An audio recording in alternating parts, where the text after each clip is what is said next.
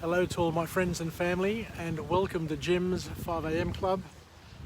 Today I'm coming to you from a different location. Haven't been down here before.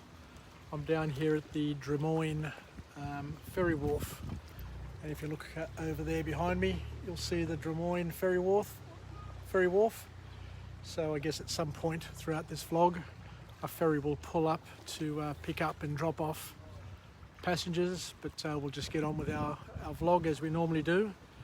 And today I want to go through a book summary, a pretty good book summary called The 4 Disciplines of Execution, written by Chris McChesney. And there are four disciplines that the author takes us through. And what we'll do is we'll do a deep dive on each one of those. So before we do a deep dive, I'll just go through and identify which of those 4 disciplines.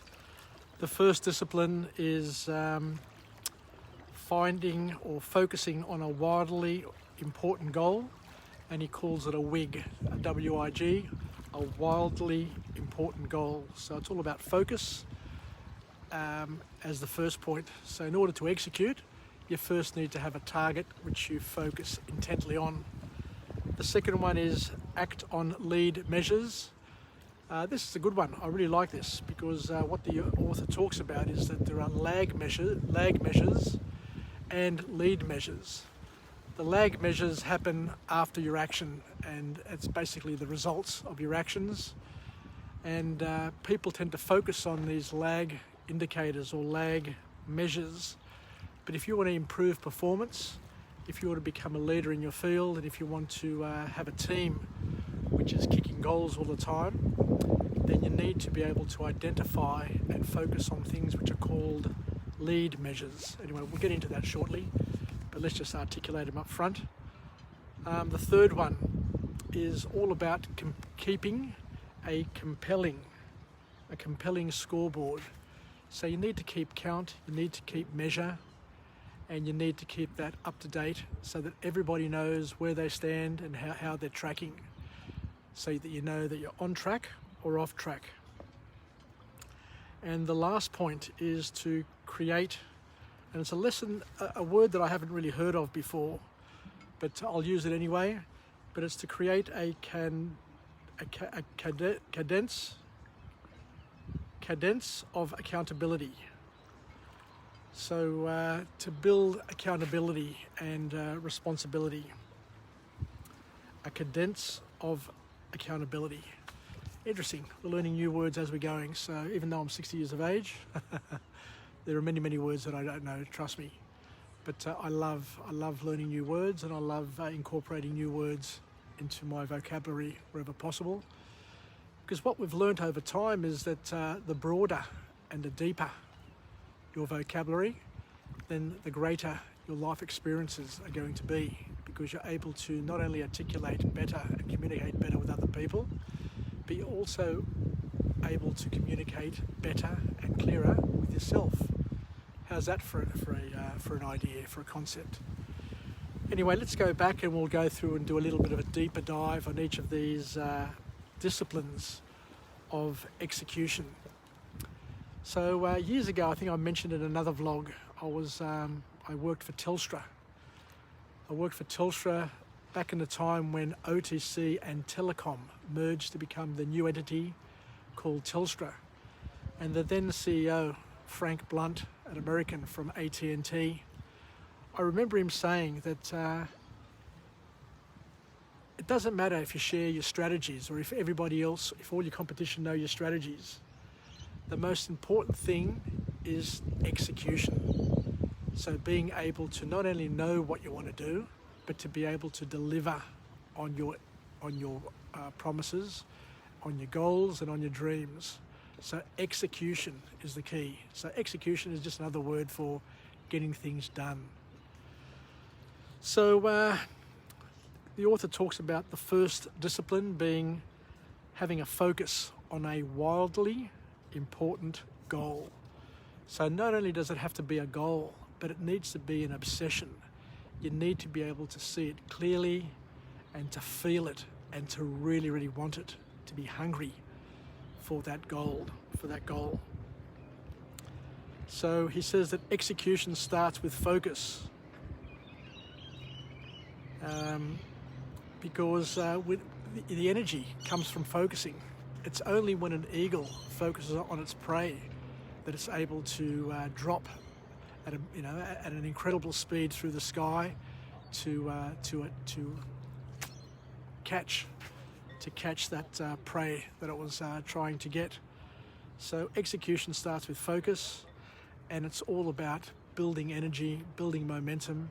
But unless you know what you're looking for, unless you keep your eye on your target, then you're not going to get energy. So the more you move, the more momentum you build, the more energy you will develop, is what the message is here. And the author also mentions that as humans, and this is contrary to what a lot of people think, we're designed, we're hardwired to be able to focus on one thing at a time. You can only do one good thing at a time. Even though people pride themselves with being multitask and have multi abilities and to be able to multitask, the reality is, the more balls you juggle, the more balls or the more chance you have of being distracted and dropping not only the one ball, but dropping all of the balls. So you need to get it clear that people who are leaders in their field are really good at doing one thing at a time and being able to start it and to finish it. So, and science as well here tells us that the brain can only focus on one thing, can only really focus on one thing at a time. I remember years ago when I was a young boy, and I'd been hunting. I went hunting with my uncles, and we come across a litter of piglets.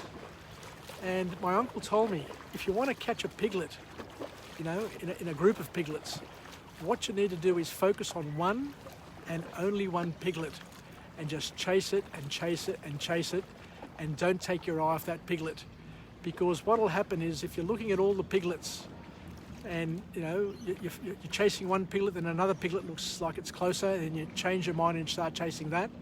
He says before you know it, they'll all disappear and you'll end up with nothing.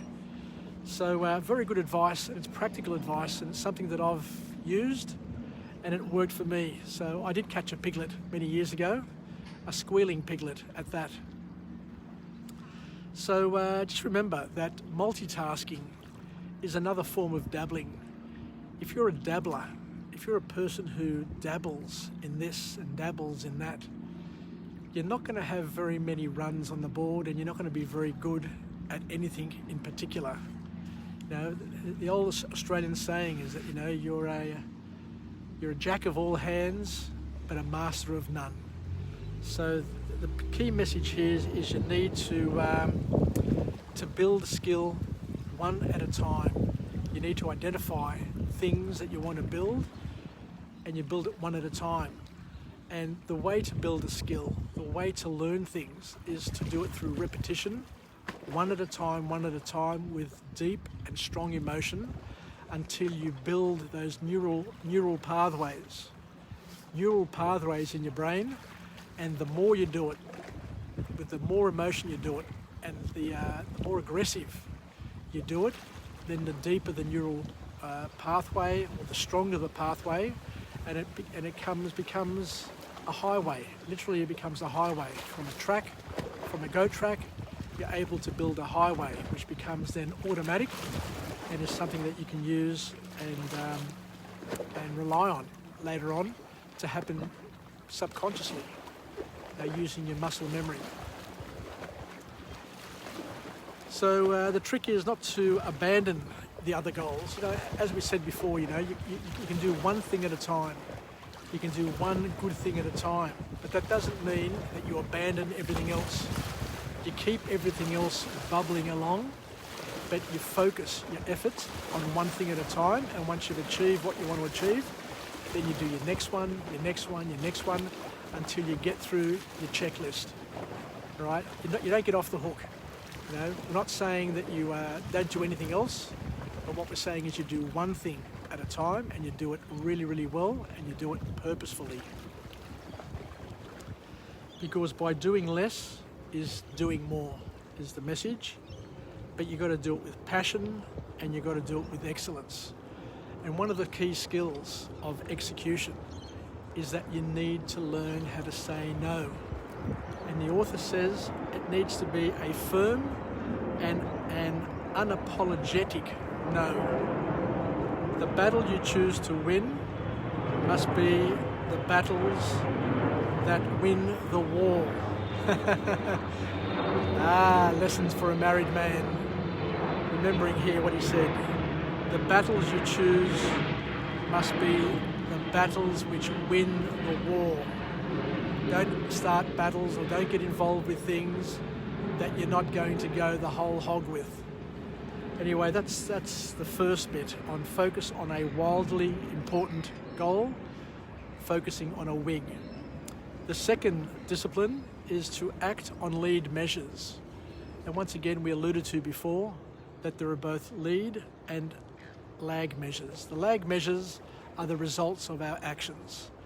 And a lot of salespeople get measured on their sales, the results of what they do.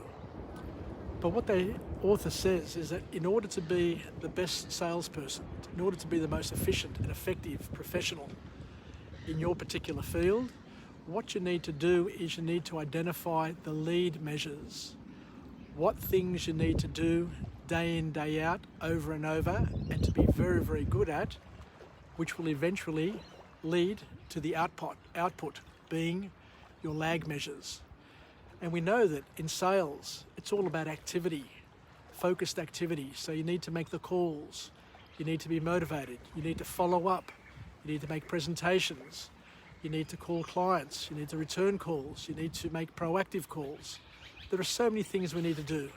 And as well as that, in friendships, we need to be active in our friendships. We don't need to sit there and wait for our friends to call us to go out and do things. Be the person who initiates those things. Keep those contacts. Like your friends' posts. Comment on your friends' posts. Do things to maintain and keep your friendships bubbling along. Because if you don't do anything along the way, if you don't do anything along the way for your family, your friends, and yourself up front, then you won't get any results at the back end. As simple as that. That's a very, very simple explanation of act on your lead measures as opposed to your lag measures. And the difference between a lead and a lag measure we've explained, but I'll just explain it again. A lag measure tells you that you have achieved your goal. A lead measure tells you that you are likely to achieve your goal if you do X, Y, and Z, and if you do it well. And lead measures are things that you can control. Now, a lead measure allows predictability. So as a sales manager, as a sales executive, it's important to know and be able to guide your team and to measure your team and to make sure your team is doing what it needs to do in order to deliver its results. So that the best salespeople, the best sales leaders are the ones who muster and focus their team's efforts and get activities happening so that the team is able to achieve its outcomes by the end of the quarter or by the end of the year. So if you focus on lag measures, what the author says, you'll end up failing to drive your results. Because the lead measures, as the author says, the lead measures act as a lever. You pull enough levers, you do enough things, you do enough activities, then you're going to get the results as the output of all of the things that you do. So you need to track and measure and be honest with your tracking and measuring, and to live by the process, to believe in the process in order to generate outstanding results and to be experts at execution. The third point is to keep a compelling scoreboard. You need to know your score at all times. Every morning when I wake up, the first thing I do after I go to the bathroom is I jump on the scales. And when I jump on the scales, I see how I'm tracking. Am I on track? Am I off track?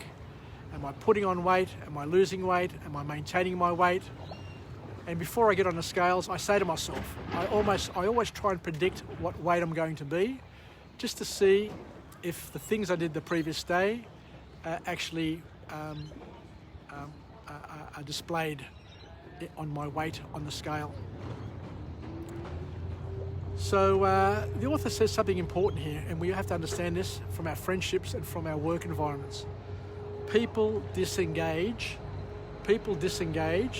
when they don't know the score, they don't know what the score is. So you need to be able to tell the team, they need to understand what the score is all the time, and for everybody to know how they're contributing to the score so that they stay engaged. It's very, very important that we stay engaged with our friendships, our families, our work, and with ourselves. And the author says that a great mindset to keep and to have is not to try and win, but to do whatever it takes not to lose. That's an interesting way of looking at things. I've never quite seen things like that, because we always get focused. We always get carried away with trying to win and do whatever we have to do to win. But as we said, the author is suggesting that a better mindset is to try not to lose. So we said before that engagement drives results. And I remember over the years, a lot of the organisations that I worked in talked about engagement scores.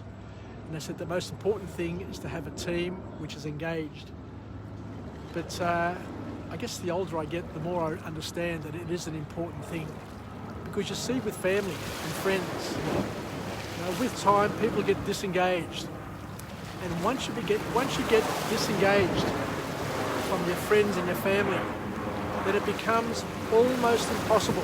This is the big warning to everybody to pay attention to. It becomes almost impossible to re-engage without a lot of effort, because people basically give up on you. If you give up on people, what happens?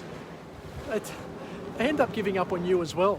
So there's a big warning there from a work perspective, from a family perspective, from a social perspective. Stay connected. I tell people all the time when I finish my 5 a.m. club, stay connected and stay relevant. It's very, very important for each and every one of us. And the last one is to create an environment of accountability. To create a cadence of accountability, an environment, a family environment of accountability. So over the years, I've learnt that the best sort of team is a team which reports to each other. We don't report to a boss. We don't report to one person. We don't try and keep one person happy.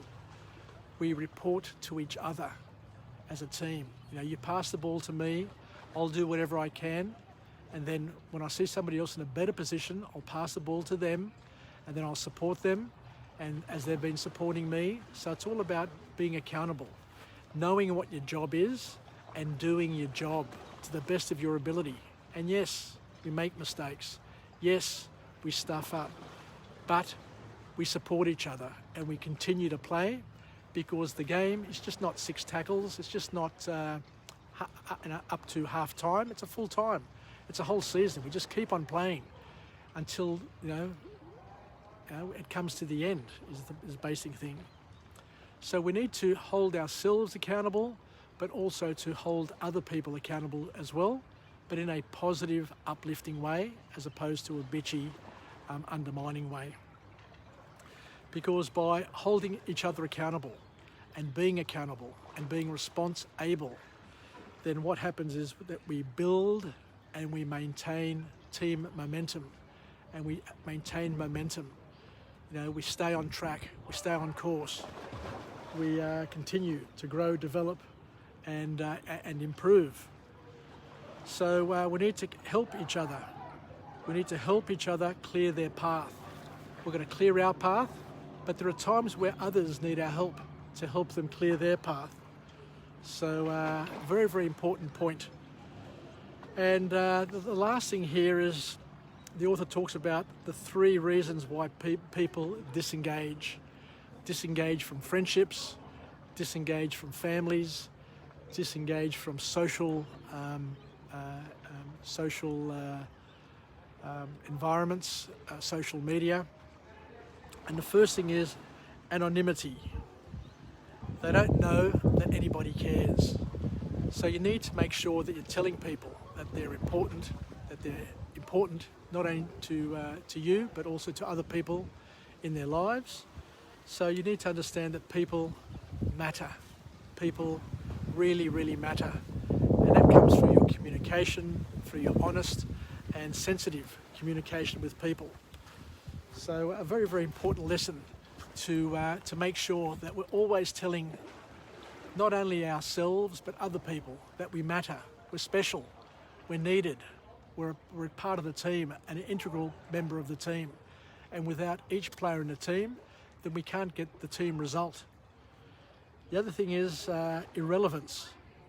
A lot of people disengage because they don't understand how they're contributing to the friendship, to the family, to the organisation. So once again, we need to be able to communicate to people what they're doing and how they're contributing, and to make sure that they understand that their contribution is vital, regardless of how small it is. You know, just to have somebody in your life, just to have somebody to be a constant in your life. Now, there are people on Facebook who every day just post the same picture. They're in a car, they're driving their car, and they just post the exact same photo every day. But it's a different day, and it's the same person but a different day. But that ends up becoming a constant in our lives and something that we look forward to. Even though it's not big, it's not mind-blowing, it's powerful because it's a constant, and it enables us to feel as if we're part of something. That, you know, we look forward to tomorrow because Stavro is going to post a photo of himself in his car. You know, these things are very, very important, and it's important to let people know that, you know, that they are a constant in our lives, our family, our friends. But it's only, you only realise it when they're gone, when they disengage, and it's no longer the same as what it used to be, or worse still, when somebody passes away, and then you wish you had more time to do more things and to say how much you love them and how much you miss them, and how much you want to do more and more with them, and how important they are in our lives and how relevant they are in our lives. And the last thing that the author says in terms of why people disengage from families, friendships, organisations, is that there is immeasurement. Immeasurement. So they can't measure their contribution to the results. They don't see that what they're doing is important. They can't feel, they can't sense that they're adding value. So once again, you need to be the scoreboard. You need to remind people, and you need to be, you need to be honest and upfront and tell people that they're making a difference to your life, that they're adding value, that what they're doing is special, and without them, your life would be so much different. So I guess that's about it. So we'll finish off now with a positive affirmation from Jim's 5 a.m. club. I'll just go for a walk over here. So the positive affirmation is I'm alive, I'm well, and I feel absolutely great. To all my friends and family, stay connected, stay relevant, and most importantly, let's take some lessons from these 4 disciplines of execution, and make sure that we have a scoreboard. We keep score. We know what the goal is, and it's a wildly important goal. It's a WIG. You know, we live it, we breathe it, we chase it with passion. You know, we can taste it because it's so important to us. Remembering that we make it important, not anybody else. Now it's up to you to make your goals important, and to chase them, and to want to achieve them. And to make sure that we stay engaged engage with our families, our friends, engage with ourselves. As silly as it sounds, you need to stay engaged with yourselves. And we've just got the police coming in here, and we'll see what they're coming to do. But once again, it's important to take these lessons and to stay engaged. Let me put my glasses on so I can be incognito. So to have a compelling scoreboard, to create accountability, to make sure that we're accountable. What we say we're going to do, we do, and to make sure what other people do, they do as well. So the boys who were fishing on the wharf have just taken their fish and walked away. How interesting is that? As soon as they saw the police, they decided to do a disappearing act. Interesting indeed. Anyway, thank you very much for joining me on Jim's 5 a.m. Club, and we'll chat again tomorrow. Don't know where I'll be. Don't know what I'm going to be talking about, but we'll probably talk about a book summary experience or some observation, and I'll try and highlight another beautiful part of Sydney. So until tomorrow, yasas, sasagapao. Bye for now. Kita leme. Bye. Cheers.